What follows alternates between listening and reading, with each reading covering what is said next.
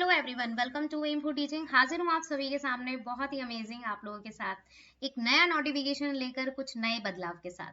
तो सबसे पहले तो मैं आप लोगों को बता दूं कि मैं आई थिंक 9 to 10 मंथ से नहीं थी, मतलब कि अपडेटेड नहीं थी इन्फो टीचिंग के प्लेटफॉर्म पर। और जो इन्फो टीचिंग का ग्रुप है, चैनल है, उस पर मैं कभी कभार मतलब कि अपडेट दे देती थी। बट अब आप लोगों के सामने रेगुलर अपडेट के साथ, रेगुलर क्लासेस के साथ मैं आ चुकी हूँ। और बस अपना एक पॉजिटिव फीडबैक एंड सपोर्ट देने के लिए कमेंट सेक्शन में ज़रूर बताइएगा कि आप लोगों ने मुझे मिस किया या नहीं किया। और वैसे तो आप लोग मिस, मतलब कि अगर मैं इस बात को कहूँ, बहुत सारे ऐसे प्लेटफॉर्म है जहाँ पर आप लोग इन्फो टीचिंग के अलावा भी प्रिपरेशन कंटिन्यू कर ही रहे होंगे। बट मैं आ चुकी हूँ रेगुलर प्रिपरेशन के साथ, जहाँ पर all types of teaching exams की प्रिपरेशन हम कंटिन्यू करने वाले हैं।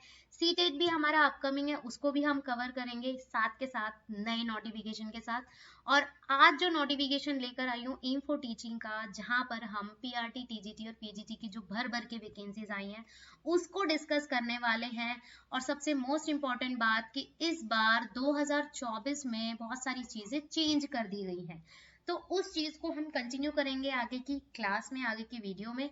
तो उसके लिए आप लोगों को सबसे पहले तो अपना मोटिवेशन फीडबैक देने के लिए लाइक, शेयर एंड सब्सक्राइब जरूर करना होगा।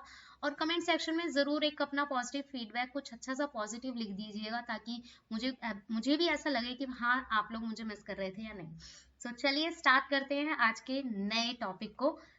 तो सबसे पहला चेंज जो AWES ने किया है कि भाई देखो, हर साल हमारे सामने वैकेंसीज आती हैं भर भर कर APS के लिए, कि आप APS में या AWES आर्मी पब्लिक स्कूल्स में अप्लाई कर सकते हैं। और यहाँ पर हर बार की तरह एक जो नया चेंज आया है वो ये है कि 2023 तक क्या था कि पीजीटी, पीआरटी एंड टीजीटी, आप तीनों में से किसी एक पोस्ट के लिए अप्लाई कर सकते थे अगर आप किसी चीज के लिए भी एलिजिबल हैं तो। अगर आप तीनों भी पोस्ट के लिए एलिजिबल थे 2023 तक, तो भी आप सिर्फ एक ही फॉर्म को अप्लाई कर सकते थे, एक ही फॉर्म फिल कर सकते थे। अगर आपने ऐसा किया होता या हो, मतलब कि किया हुआ होगा कि आपने 2 फॉर्म फिल कर दिए हैं और अपनी एलिजिबिलिटी क्राइटेरिया के अकॉर्डिंग, तो ऑटोमेटिक AWES क्या करता था कि दूसरा जो फॉर्म होता था उसे ऑटोमेटिक रिजेक्ट कर देता था। बट इस बार जो AWES ने चेंज लाया है वो स्पेशली नोटिफिकेशन में उन्होंने बोल दिया है कि भाई candidates can apply for more than 1 post, PRT, TGT and PGT. अगर आप एलिजिबिलिटी क्राइटेरिया के अकॉर्डिंग तीनों ही कैटेगरी के लिए एलिजिबल हैं, तो आप तीनों की तीनों पोस्ट के लिए अप्लाई कर सकते हैं अलग अलग फॉर्म फिल करने के बाद। और ये इस बार चेंज आया है, बहुत ही बड़ा चेंज है, और मैं तो इस चेंज को देखकर मतलब कि हक्की बक्की रह गई। और फाइनली ये चेंज, बहुत सारे कैंडिडेट्स थे जो लास्ट में, मतलब कि लास्ट ईयर मुझसे पूछ रहे थे कि मैम हम 2 मतलब कि फॉर्म फिल कर सकते हैं अलग अलग पोस्ट के लिए। तो मैंने उनको साफ साफ बोला था कि भाई आप फॉर्म फिल तो कर सकते हैं, बट आपका ऑटोमेटिक रिजेक्ट हो जाएगा फॉर्म जो सेकंड वाला है, चाहे आपने किसी भी पोस्ट के लिए किया हो। ठीक है, फर्स्ट वाले को ही रखेंगे, वो सेकंड वाले को ऑटोमेटिक रिजेक्ट कर देते थे। बट इस बार 2024 में सबसे मोस्ट इंपॉर्टेंट वाला जो चेंज है वो ये है कि भाई आप लोग किसी भी मतलब कि एलिजिबिलिटी के अकॉर्डिंग तीनों पोस्ट में से अगर आप एलिजिबल हैं तो तीनों की तीनों पोस्ट आप फिल कर सकते हैं। 2 करना चाहें तो 2 कर सकते हैं, एक तो आप करना चाहेंगे तो वो करेंगे। ठीक है, बट आपका एलिजिबिलिटी क्राइटेरिया मैच होना चाहिए तीनों से, अगर आप तीनों फिल कर रहे हैं या दोनों फिल कर रहे हैं। तो सबसे पहला पॉइंट या सबसे पहला चेंज जो आप लोगों को पता चल गया है। अब बढ़ते हैं कि भाई वैकेंसीज हमारी हर साल भर भर कर आती हैं, तो इस बार AWES ने ये बिल्कुल भी कंफर्म नहीं किया कि टोटल कितनी वैकेंसीज आई हैं। उन्होंने साफ साफ ये लिखा है कि जितनी भी अपकमिंग ईयर में, अपकमिंग ईयर मतलब कि 1 साल 2 साल के अकॉर्डिंग, न्यूज़पेपर्स में ऑनलाइन जो मतलब कि वेबसाइट है APS की या आर्मी पब्लिक स्कूल की जो वेबसाइट है या न्यूज़पेपर्स में आपको वैकेंसीज या रिक्वायरमेंट देखने के लिए मिलेंगी। तो आप लोगों को मतलब ये चीज तो यहाँ पर कंफर्म कर दी गई है कि टोटल वैकेंसीज तो नहीं बताई गई हैं, बट भर भर के वैकेंसीज आएंगी। न्यूज़पेपर्स में भी आप लोग, जब आप लोग अगर क्वालिफाई हो जाते हो ऑनलाइन स्क्रीन टेस्ट मतलब देने के बाद आपके पास स्कोर कार्ड आ जाता है, और अगर आपको इंटरव्यू देना है, आगे स्किल टेस्ट देना है और आप अप्लाई करना चाहते हैं फर्दर जो डिटेल्स हैं उनके अकॉर्डिंग, तो आप लोग न्यूज़पेपर्स भी आजकल एप्स वगैरह हैं न्यूज़पेपर, वहां पर भी आप लोग देख सकते हैं। और जो ऑफिशियल वेबसाइट है इन्फो टीचिंग की, वहां पर भी दे दिया जाएगा कि कहाँ पर या कौन सी स्टेट में या कौन सी सिटी में आप लोगों को वैकेंसीज या रिक्वायरमेंट के अकॉर्डिंग मतलब रिक्वायरमेंट है, तो वहां पर आप लोग अप्लाई कर सकते हैं और आगे अपनी जो भी स्कोर कार्ड के बाद जो भी प्रोसेस रहेगा जॉब पाने का, वो आप कंटिन्यू कर सकते हैं। दूसरा पॉइंट यहाँ पर ये था, ठीक है। तो जैसा कि इंटरेस्टेड कैंडिडेट्स कैन अप्लाई, तो 3 पोस्ट के अकॉर्डिंग आप लोगों को यहाँ पर वैकेंसी निकली है हमारी, और अभी ये नोटिफिकेशन रिलीज हुआ है, बट फॉर्म फिल होना स्टार्ट होगा 9 सितंबर को और लास्ट डेट रहेगी हमारी 25 अक्टूबर को 2024 के अकॉर्डिंग, ठीक है। और टोटल अगर मैं बात करूं जो हमारे एपीएस या आर्मी पब्लिक स्कूल है, टोटल ऑल ओवर इंडिया में 139 है, चाहे वो स्टेट्स के अकॉर्डिंग हो चाहे वो सिटीज के अकॉर्डिंग हो। तो वो आप लोग देख सकते हैं कि अगर आप जिस भी स्टेट या सिटी से बिलोंग करते हैं और अगर आप वहां पे मैच कर रहे हैं अपनी स्टेट या सिटी से, तो भी आप अप्लाई कर सकते हैं। आप किसी भी स्टेट के हों, आप किसी भी स्टेट में अप्लाई कर सकते हैं, कोई मैटर नहीं करता कि भाई दिल्ली के हैं तो आप दिल्ली में ही अप्लाई करेंगे, अदर कहीं नहीं करेंगे, बस आपके पास स्कोर कार्ड होना चाहिए, ठीक है। अब बढ़ेंगे, स्कोर कार्ड क्या होता है उसे भी मैं आगे बताऊंगी। जो कैंडिडेट्स न्यू हैं या उनको नहीं पता है, तो वो हम आगे कंटिन्यू करने वाले हैं।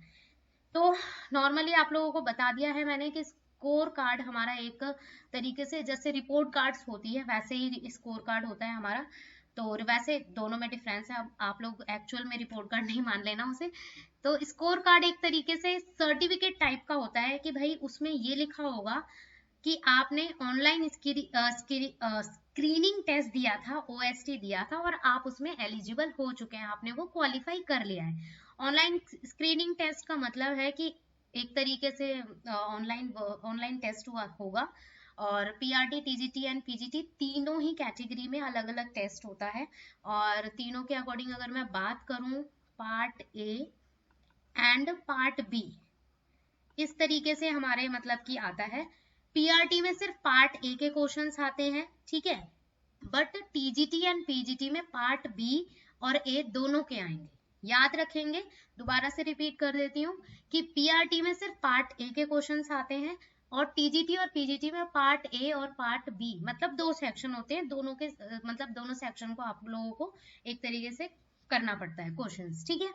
तो ऑनलाइन स्क्रीनिंग टेस्ट होने के बाद आप लोग क्वालिफाई हो जाते हैं तो आपको एक स्कोर कार्ड मिलेगा और वो ऑनलाइन वेबसाइट पर ही मेंशन हो जाता है, वहां पर आप लोग अपना रोल नंबर वगैरह डाल के डाउनलोड कर सकते हैं। अब चलते हैं कि भाई इस बार जो सबसे मोस्ट इम्पॉर्टेंट जो रोल प्ले किया है, भाई बहुत अच्छा रोल प्ले किया है, क्योंकि हर साल ऐसा होता था कि फीस बहुत ज्यादा हाई होती थी और मतलब नहीं, कई बच्चे तो ऐसा होता था कि नहीं क्वालिफाई कर पाए तो फीस उन लोगों की ऐसी ही चली जाती थी। बट इस बार देखो कितना अच्छा मौका दिया है कि भाई AWES ने कि तीनों ही पोस्ट के लिए, चाहे वो जर्नल कैटेगरी हो, चाहे ओबीसी हो, चाहे SC हो, ST हो, भाई आपको सिर्फ 385 रुपीज ही पे करना है, तीनों के तीनों पोजीशन में अलग अलग के लिए। हाँ, ऐसा नहीं है कि आप तीनों का एक साथ फिल करोगे तो आपको एक वन टाइम पेमेंट, नहीं, पर ईच मतलब कि एवरी पोस्ट के लिए अगर आप तीनों पोस्ट फिल कर रहे हो तो अलग अलग बार आपको 385 रुपीज पे करना होगा ऑनलाइन, जो भी आपका वहां पर प्रोसेस होगा, ठीक है। आगे बढ़ते हैं। Online screening test will be conducted for potential teachers and teachers under various categories. The exact number of vacancies available in respective schools.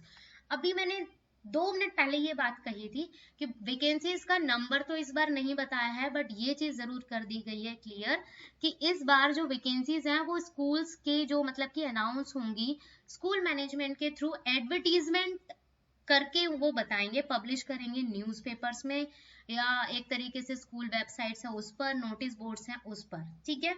तो वही सेम चीज यहाँ पर मैं दोबारा रिपीट कर दिया मैंने आप लोगों को। अब बढ़ते हैं कि regular and fixed term 2 categories होती हैं भाई। देखिए, एपीएस में 2 कैटेगरीज के अकॉर्डिंग आप लोगों को जॉब मिल सकती है। एक तो रेगुलर जिसे कॉन्ट्रैक्ट बेस भी कहा जाता है, ठीक है।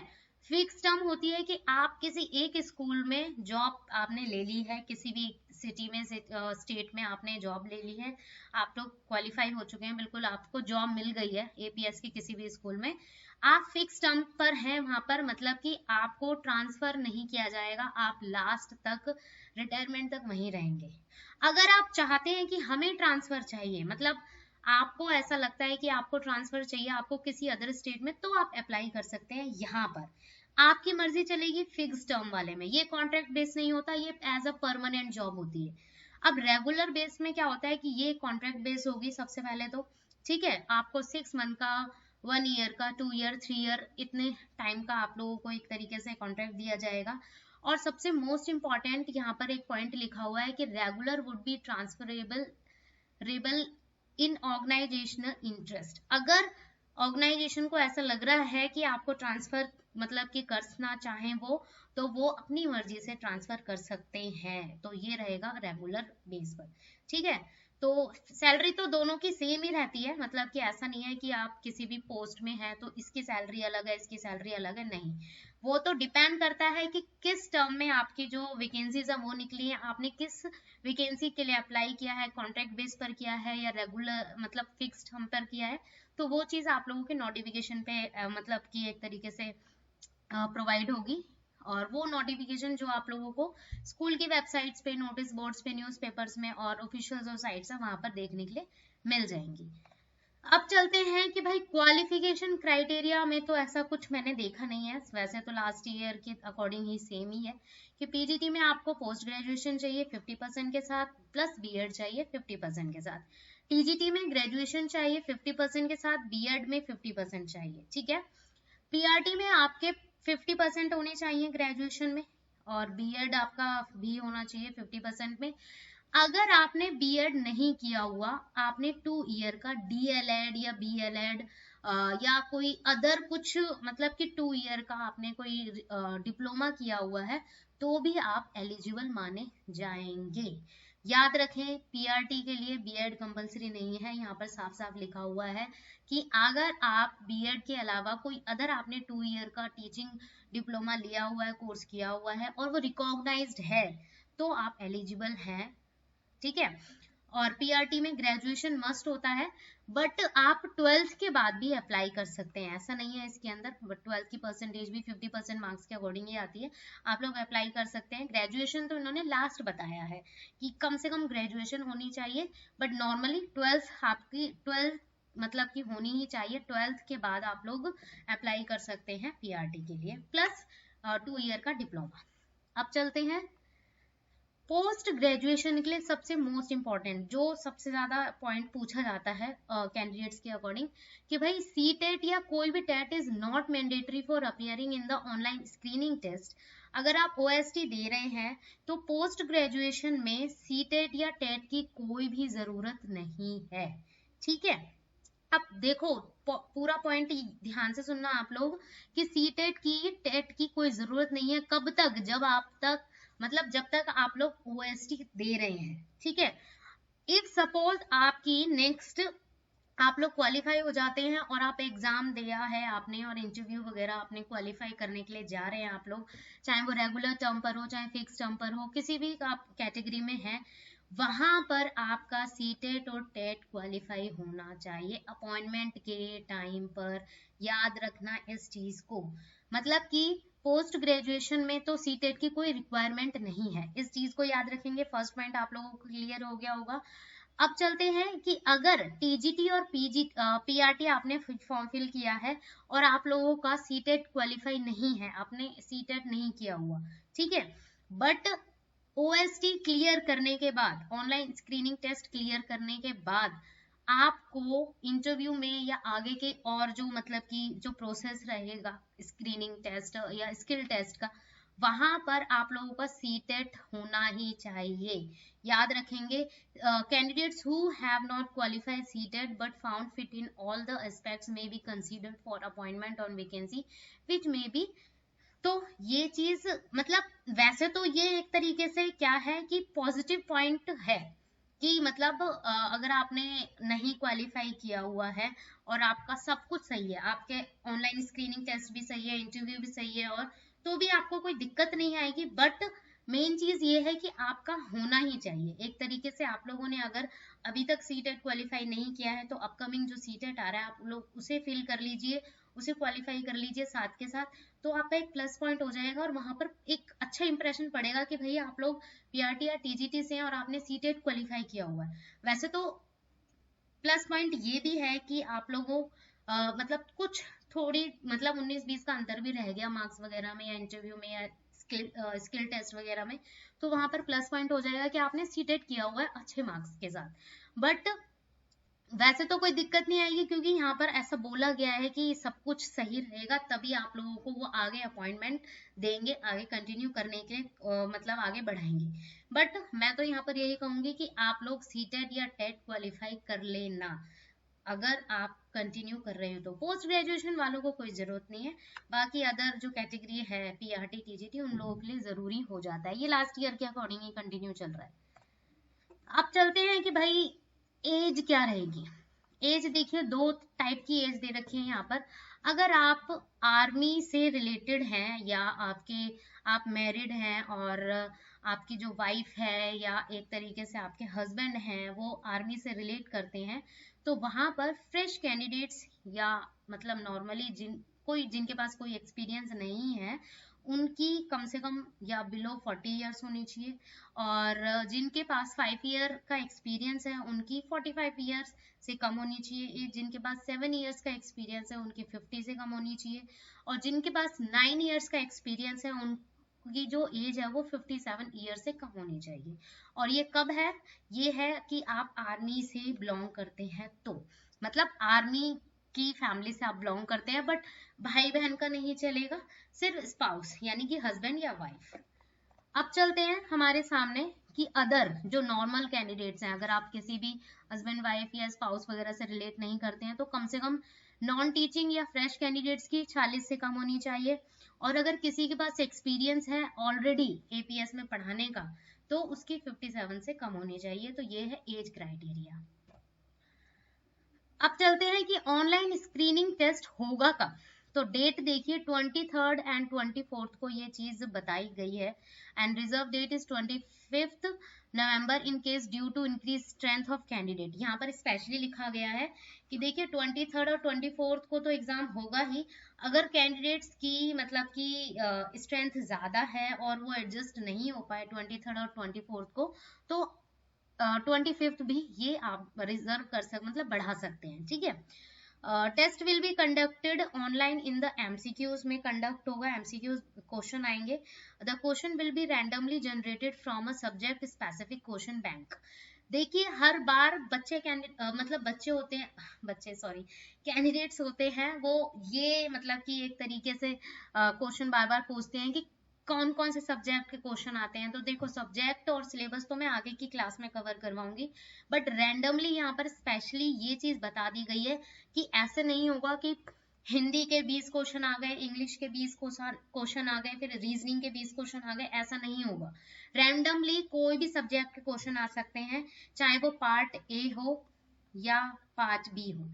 पार्ट बी ज्यादातर उन कैंडिडेट्स के लिए आएगा जो टीजीटी और पीजीटी से बिलोंग करते हैं, मतलब स्पेसिफिक सब्जेक्ट जो होगा, ठीक है। पार्ट ए में तो जर्नल हमारे 5 सब्जेक्ट रहते हैं, हिंदी, इंग्लिश, रीजनिंग और मैथ्स और जीके या कंप्यूटर अवेयरनेस, ठीक है। तो ये चीज रैंडमली वाली पॉइंट भी याद रखनी है। अब एक और चीज देखिए, there may be some changes in the list of examination centres due to administrative reasons. ये चीज इन्होंने बोली गई है, मतलब पहले ही बता दिया गया है कि अगर कुछ चेंज हुए तो वो एडमिट कार्ड इशू होने से पहले ही हो जाएंगे, ठीक है। और अगर एडमिट कार्ड इशू हो गया कैंडिडेट्स को उसके बाद कोई भी चेंजेस नहीं होंगे, चाहे एग्जाम सेंटर हो चाहे कुछ भी हो, कुछ चेंज नहीं होगा। जो भी चेंज होना होगा ऑफिशियल वेबसाइट पर आप लोगों को एडमिट कार्ड इशू करवाने से पहले ही बता दिया जाएगा, अगर कुछ चेंज हुआ तो, ठीक है। बाकी तो चेंज का कोई मतलब कि होता नहीं है वैसे, अगर हुआ तो उसके बेसिस पर देखिए। नेक्स्ट पॉइंट है, for each category will be 1 question paper of 200 marks के, मतलब कि क्वेश्चंस होंगे। 1 question paper PRT and 1 question paper in each subject as well. मैंने वही सेम चीज बताई कि पार्ट ए रहता है हमारा, पार्ट बी रहता है, और part B TGT and PGT के लिए होता है, मतलब उन्हें पार्ट ए भी देना होता है, याद रखेंगे, उन्हें पार्ट टीजीटी एंड पीजीटी वालों को पार्ट ए और पार्ट बी दोनों ही देना पड़ता है, बट पीआरटी वालों को सिर्फ और सिर्फ पार्ट ए देना होता है, ठीक है। The question paper will be 200 question on one, same चीज है यहाँ पर, बट नेगेटिव मार्किंग यहाँ पर बता दी गई है, 1/4 की नेगेटिव मार्किंग होगी अगर रॉन्ग आंसर है तो। याद रखेंगे नेगेटिव मार्किंग तो हर साल होती है, इस बार नहीं, मतलब कि स्पेशली नहीं बोला है, हर साल होती है, याद रखेंगे। The scorecard will be available 21 days from the date of the online screening test.